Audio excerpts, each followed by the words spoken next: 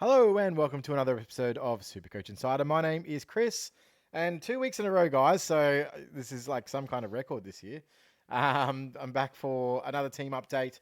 We had a pretty good week, and look, maybe it's just because I'm having good weeks that I'm recording, but nah, I'm just kidding.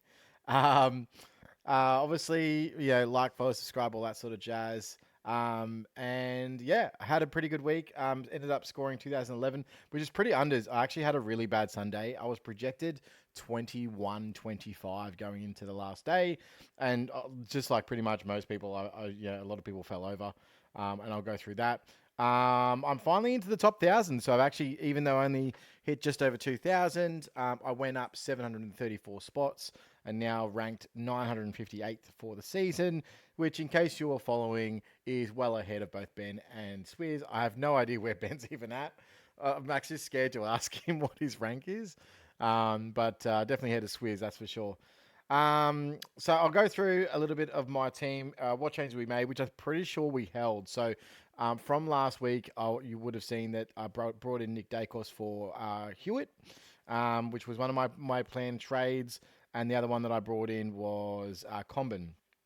So Dacos obviously was very good, especially in that second half of the game. And Combin was very good in the first half and then moved forward in the second half and just completely killed his scoring. So I think he had only one touch in the second half, which is just ridiculous. But from the top, so Harry Sheasel obviously had a little bit of attention during the game, but still pumped out 110. Elliot Yo continues to do ridiculous things that I'm not sure are sustainable, but 112 again and a Derby medal to go with it as well. Not too bad. Lockie Whitfield. Look, I actually said this to a mate of mine. Lockie Whitfield's role is Nick Martin light. Like, it basically is. Everything is related to efficiency, and so for a Whitfield, a lot of the time that means good things. But when he has two or three bad clangers, all of a sudden he has a negative DTSC ratio, and it looks really bad. Doesn't get much contested ball, of course, which would level his scoring off. But yeah, again, had a negative DTSC ratio. So a lot of the times when he does use the ball poorly or has a few clangers, you're going to get these sort of scores. And unfortunately, I've copped two of the last three of them. So that sucks. Is he a top six? Yeah, I think he is, or roundabouts the mark. I think he's good enough anyway to carry until at least his bye and then maybe reevaluate. He does have the round 12 bye, of course. Maybe you could punt him around the bye or something like that. But I mean, punting around 12 doesn't really make sense because you're going to punt him to someone who also has a bye later. So there's not really a win there. But maybe, he's one that I could look at. If Yo continues to fire and I need to get Ryan in after Ryan's bye, maybe I go Whitfield to Ryan or something similar. So there are options there. Obviously, Mass got subbed, tactical sub, they said, which is quite annoying because, I mean, his points per minute was actually on par with his score from last week. So he was, I think he had a 1.0 points per minute. So what that would have meant is if he played a full game, he would have hit in the 90s or 100 score, low ton or something like that, which is frustrating because obviously that's just points for us non-owners. And obviously a lot of people have traded out Mass in the last couple of weeks as well. So we've held strong and then we got, basically stabbed in the back for it. Now, fortunately, he does still have a half decent break even, which is 45. So, it's not someone you need to punt. And of course, he'll probably play this week. So, someone to hold. Obviously, Williams with this sub, that was annoying. Knock to the Achilles. Talk is that he'll probably play.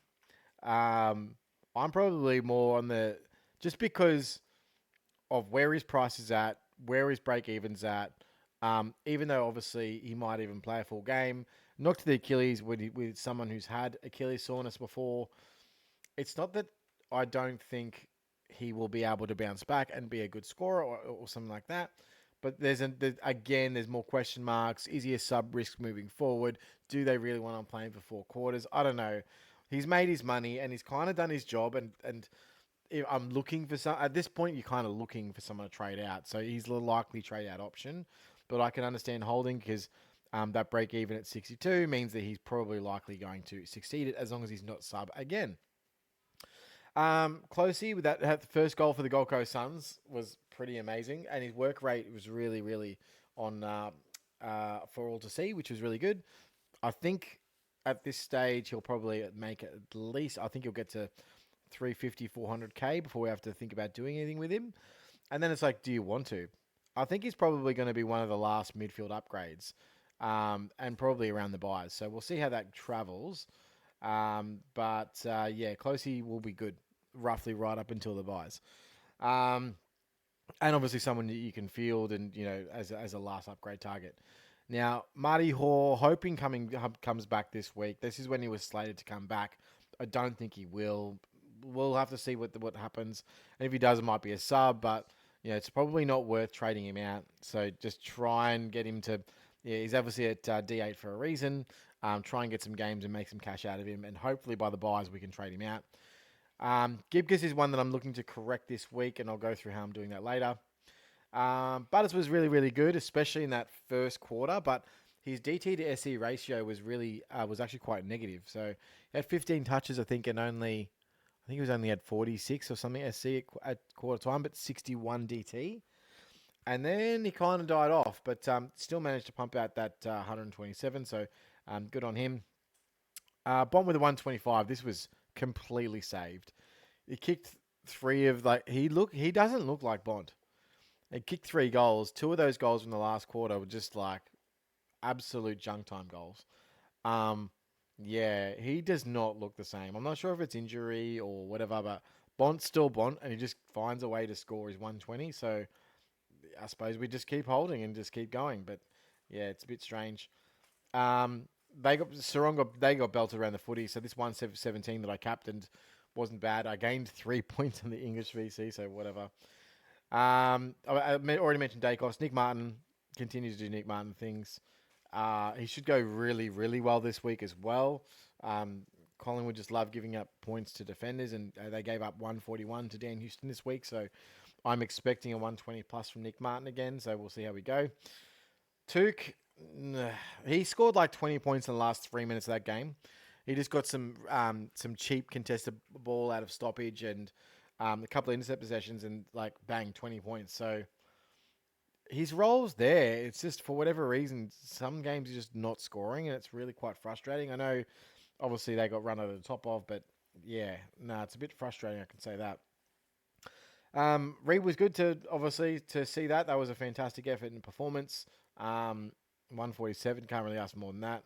And Roberts obviously with a 117. So that spiked him for another couple of weeks, which is good because I think that Roberts is probably going to be also, along with Closey, one of the last ones that we trade out. Going back this week, English 114 was good considering I thought that he played absolutely rubbish against Marshall. What's bad is, of course, trading Grundy to English. So if you put his 2 scores together over the last 2 weeks, I traded Grundy to English, and I got a 58 to 114. That is a 172 points, and Grundy came out this week and got 158. That doesn't make me feel good. So unlucky there. I just got to, hopefully. I mean, the thing is, both of Grundy's good games have come against his former teammates. So Max Gorn obviously was, round 0. And then the round just gone was against Jared Witts. So does he just know those guys back to front? And that's why he can score well against them, because he knows exactly how to mitigate their influence? Or, which is the real Brody Grundy? Like, I don't know yet. Because 3 of those games he just looked completely washed. Even this game, he kind of didn't. It didn't look great, but his score was fantastic. Like the ruck battle was really sort of inconsequential, I think. But neither here nor there. Heaney came back to earth a little bit with a 98. His role was actually better this week than it was last week. So again, I'm on the hold train at the moment. We'll have to see what happens with Luke Parker when he comes back. That might be this week, but we'll see how we go.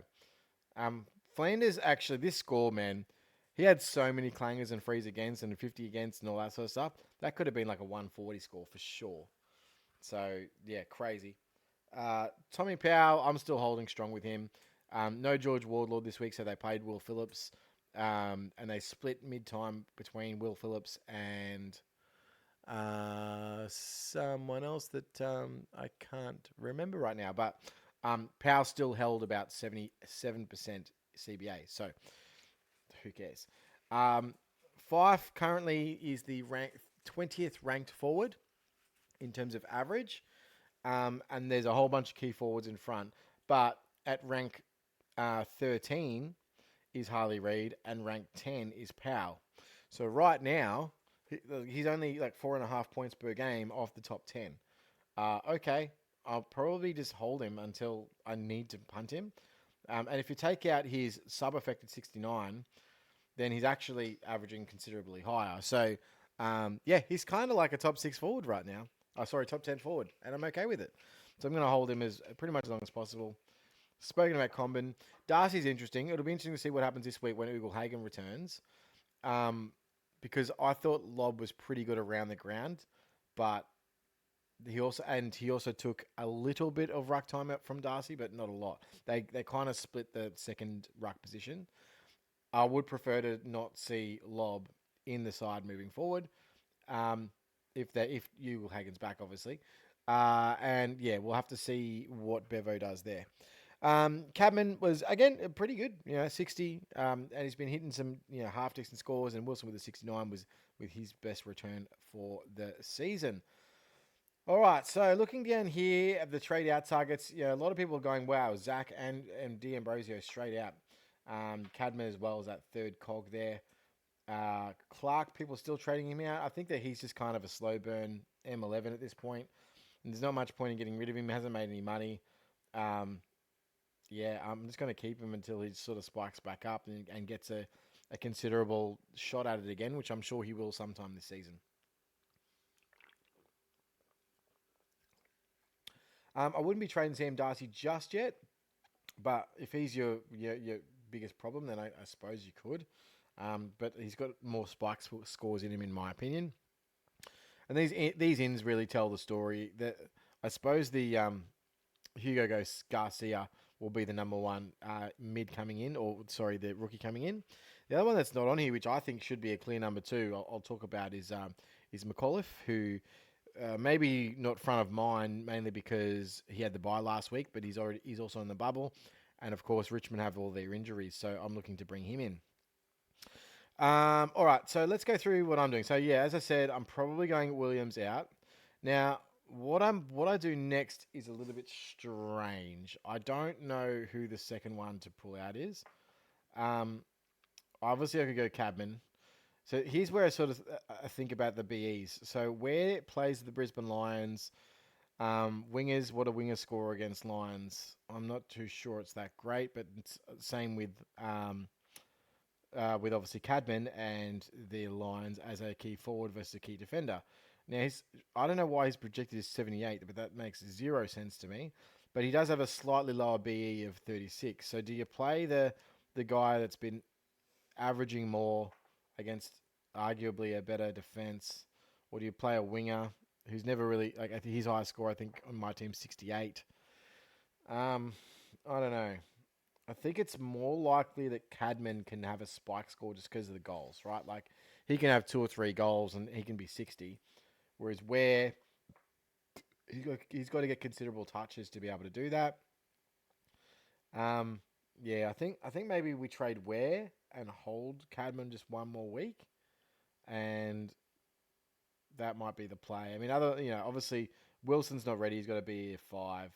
Darcy, again, as I said, he's actually a lower B in the others two, but also has more of a spike score in him. Definitely not trading out Comben.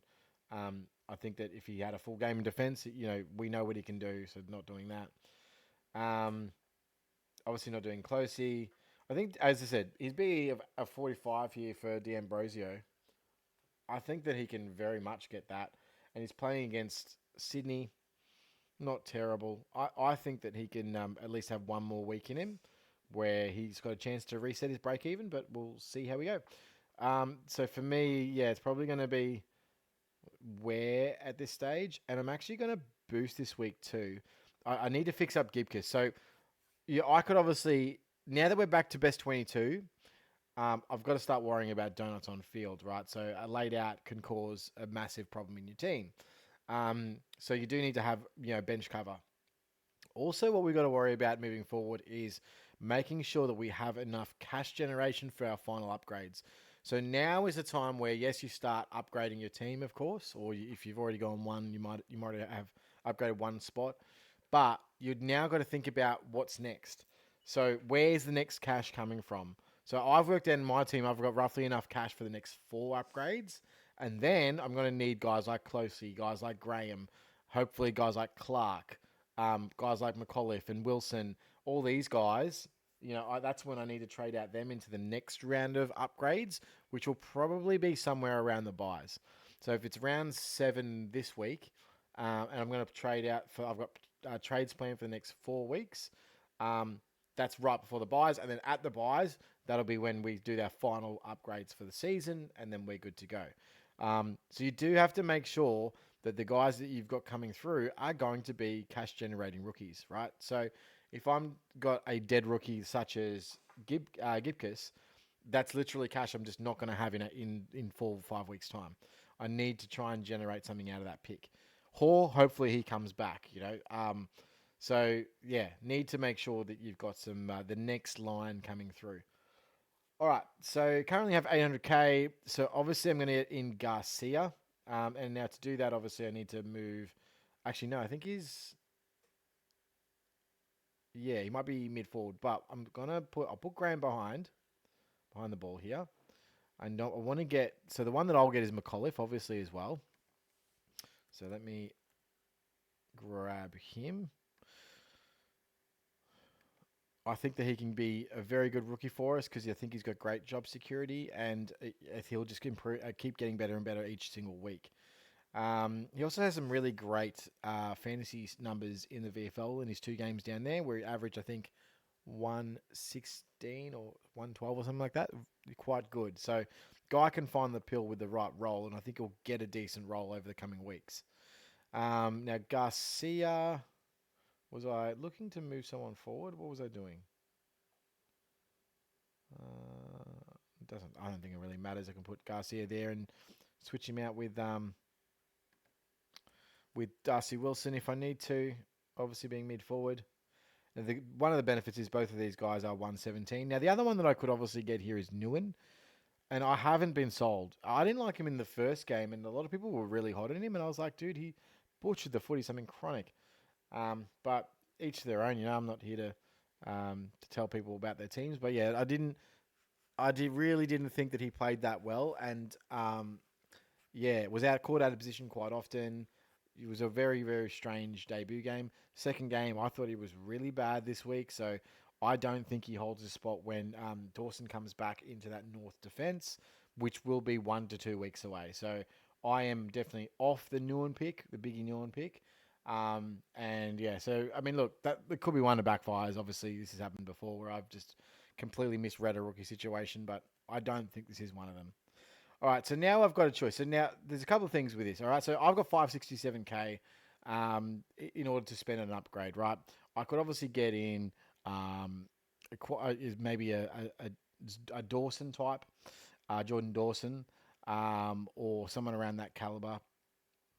If I wanted to go Cadman, I'd have the money to go up to say a Sam Walsh. I think it gets me like 580k. Now the thing with Walsh, and I have discussed this previously, but I'm just really not sold that over the next 16 or so games that we've got scheduled, that his back doesn't flare up, because previously when he's had back issues, he's come back fairly strong, and over the time of the course of the season, the back end of the season, he doesn't drop games, but he'll be managing games. He'll have tight backs, and he'll be getting essentially jabbed to get through games. And so that's what happens with back injuries. They're degenerative. They're really hard to manage, and overloading your back over time just makes it worse and worse and worse and worse and worse. And so I'm really worried that the worst case scenario for Sam Walsh isn't that he gets injured and gets dropped for 6 weeks or whatever. The worst case scenario for Sam Walsh is that they just keep playing him even though he's injured, and he starts pumping out like 80s and 90s as opposed to 110, 115, 120 that we know he can. And you're stuck holding the Sam Walsh. And he did this last year. That unfortunately just isn't up to scratch in your midfield. So the risk is obviously there. Now, obviously, you do get a bit of a discount with that risk because it's only 570k. I think that I'm going to avoid that at the moment. I've got enough risk in my team. I've still got, Fife and Yo in my team. And so, yeah, I don't really want to add more injury risk. Um, However, the other options that I'm looking at have role risk, or coach risk in other senses. So Jordan Dawson comes out and has a 168. Where is he in here? He'd be averaging 90 something or other. Oh, this is all. Actually, let's quickly move Nick Martin back so it shows me the midfielders here. So Jordan Dawson, 168 this week. Obviously has a really great break even, which is, I want to bring that up, 73. Now, because he had that low score in his cycle the week before, that's not that incredibly low. That say a 120, 130 going to price you out. Like if he has a good game against North this week. So I think he's one that you could probably afford to wait on in terms of get more information. Wait till Crouch comes back, see what his role is there, and then reevaluate. Um, and his price is going to allow you to do that. Let's say he goes up 20, 30K. He's still going to be value at 560. You can still pick him up if you really want to. I don't hate bringing him in. I think, bringing him in at 530 is not terrible, but I'm also not endorsing it. I'm probably still, like I was in the weekend, probably 50-50 in terms of what to do with Jordan Dawson.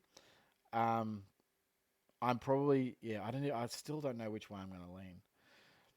And so the other one that's really sort of come on hot on the radar this week is Jack Macrae. Now, wait, that's not Jack Macrae. So I'm going to go through on DFS Jack Macrae and show you why I'm interested and obviously the potential pitfalls on what could happen with Jack Macrae. So where are we here? Just in case you don't know this website, dfsaustralia.com is arguably the best fantasy footy resource right now available online. And it's amazing. It has everything you need to know about Supercoach and fantasy and kick-ins and CBAs and heat maps and you name it, it's all in there, right? So I'll just bring up Jack Macrae. So interestingly, after the game, and obviously Jack Macrae scored a 123, and he was all over the place. I was like, wow. Obviously with no Libba, he comes out and has an absolute smashing game. And the comments from Bevo after the game were, we think we've found the right mix for him in this role, and that's probably what he's going to be doing moving forward. Or I might be paraphrasing, but something along those lines, right? This is what I want to point out. I'll point out two things. First of all, I'm going to go to the CBAs. So I thought, okay, well, he's obviously had quite a lot of CBAs because the where am I? I'm in the wrong section. Libba not being there, he'll have CBAs, and when Libba gets back, that's not going to happen. But what ended up happening was that he still only had a minimal amount of CBAs. Yeah, here we go. So Jack Macrae here, 34%, right, which is actually not his highest for the season, and that's really, really low on what do we know Jack Macrae can do. All the CBAs that were extra went to Ed Richards. And so you'd assume that Libba comes in, and Libba was, doing mid-70s anyway. So that just goes straight to Libba. They could maintain this 34% with Jack Macrae. And so I was like, okay, so if that's the case, what is his role? And so I went back and had a look at the heat map. So I'm going to show you the useful heat maps that tell you what Jack Macrae is doing. Now, obviously, I'm not going to touch the sub game because you can't really read too much into that. But this is Jack Macrae's heat map in round one. So mainly wing with a little bit of CBAs, right? This is him in round, round 3 that was. This is him in round 5, so 2 weeks ago. Obviously mainly wing again. And this is him this week. All over the place. On the ball. Center bounce mid. That's what you'd look at that and you'd say, yeah, where was he playing? Yeah, he was on the ball. So what the roles converted to was from a pure wing role to that high half forward extra number at the stoppage. What I like to call the Sam Flanders, right? So he's the fourth mid in that mix. He starts in the half forward line and he rotates into the midfield straight off after the bounce up. Now, if that role is what Bevo was talking about, then that is a role that we know Jack Macrae can score in, and he's done in the past between 105 to 110. That makes him value at 480. Now, is it something that? Here's the thing: you're basically saying, "I trust Luke Beveridge," and that's the risk here because at 480, obviously, the you have a massive discount in terms of being selecting him in that role for that purpose in that score, but I don't know if I can trust Bevo. Here's what it does do for me, and so I have a bit of bias in this pick now. I will be honest with it. So if I go in McRae this week, what it does allow me to do, because obviously I still have 87k in the bank, is next week if I really wanted to, I can get Merritt, or I can get pretty much any midfielder I wanted to. And that is kind of swaying me towards picking McRae over picking Merritt. Over picking Dawson, or boosting to get Walsh, or trading Cadman to get Walsh, or something like that. I can retain more cash in my team. I can then target a higher mid, and with Merritt's actually got a break even this week of about 156, I think. So as long as the Pies hold him to let's say a 110, I'd be stoked with that. But let's be more conservative. It's probably going to be 120 or something similar. Then you could foreseeably see him dropping, say, 20k, 20, 30k, down to, say, that 620 mark, and bang, I can pick him up next week. And that's what, in an ideal world, that would be the case. So not too upset with that. Looking at my forward line, that would actually pretty much complete my forward line. So if I think that, I can hold Fife at least until he's by anyway, McRae comes down to here. Reed looks like a top six keeper. A forward six keeper. As I said, the 10th highest averaging forward right now. So, move those guys forward. There's my forward line done. The outlook. So let's put some of these guys into defense where they belong. So there we go. Got all my defenders back there. Yep. Leave Martin, where are you? Put him on field. All right. Do I have anyone else that I need to move over? No, I don't think so. So still on field, I've got Mass, Roberts, Reed, Closey, good rookies. And then Comben, who I think should score better if he was obviously retained behind the ball. And then Darcy, who's a good scoring rook as well. Darcy's one, obviously, you want to try, he's the next one you want to try and get off if he doesn't score well again. So give him another chance. But if he doesn't hit the straps, then happy to obviously push him out and push someone else on field. But yeah, so I think what's my projected? I think I'm going to go captain. I think I had a look at this VC Gorn, obviously, with a Thursday night fixture. I think that's a no-brainer.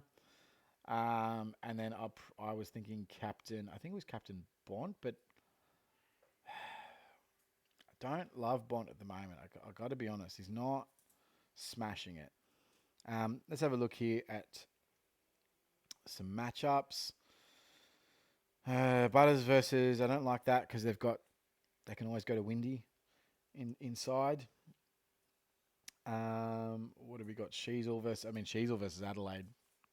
But it's at Blundstone. I don't like, because of the way that the ball moves at Blundstone, effectiveness sometimes get drops because of the wind, and I don't love that. Look, I think probably, would we say Heaney is the shoe-in against the Hawks? They wouldn't send Finn to him, would they? Or maybe even Dacos against Essendon. That's actually probably a good shout. They've been pretty leaky to mids, I think.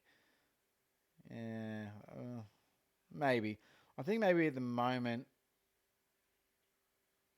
yeah, I think maybe at the moment we'll go Dacos. See how we go. Doesn't really matter too much, I guess. It's probably not going to get past Thursday night anyway. But yeah, I'm pretty comfortable with the team at this stage. As I said, next week I'll be looking to bring in, say, a Tom Green or a Zach Merritt. And then the week after that will likely be a Petraka. The week after that will likely be Tom Stewart. That'll round out my defense. And that will mean essentially I'll have 6 forwards, 6 defenders, and then be focusing on 2 last midfield upgrade spots over the buys. That is it, guys. Thank you so much for having us. Obviously, drop your comments down below. If you have any questions, feel free to do so. But other than that, we'll see you next time. Cheers.